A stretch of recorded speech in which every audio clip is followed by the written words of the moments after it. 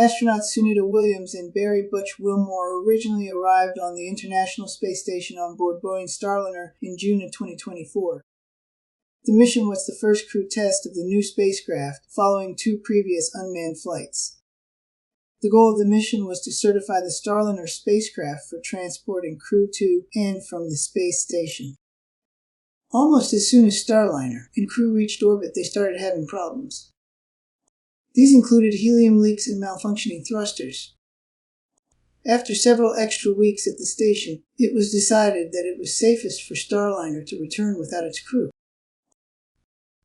This made it the first spacecraft to launch with a crew and return without a crew, much to the embarrassment of Boeing.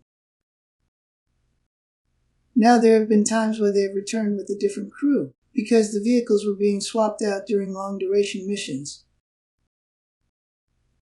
But these were planned and they still returned with a crew on board.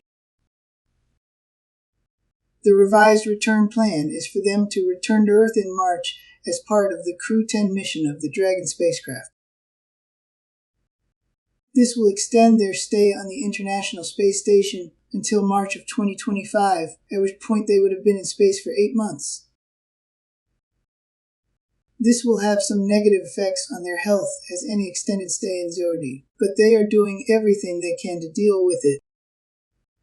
When Flight 10 launches, they will be using a new Dragon spacecraft, and SpaceX feels they need a little bit of extra time getting it ready. Consequently, this launch and the return of Flight 9 and Sunita Williams and Barry Wilmore will be delayed until Flight 10 launches.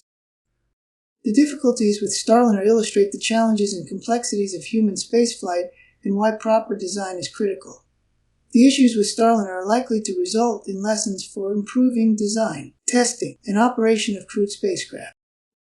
The delay in the return of astronauts Sunita Williams and Barry Butch has significant implications for making sure spacecraft are functioning properly and not letting little things slip by. We need to remember that it was little things that destroyed 2 space shuttles and their crews. While there is optimism over solving Starliner's issues, the fact that these problems occurred at all is a cause for concern. The capacity for human spaceflight only advances as long as we humbly remain careful of foolish, unnecessary chances. Risk is a part of spaceflight, but unnecessary risk must be avoided.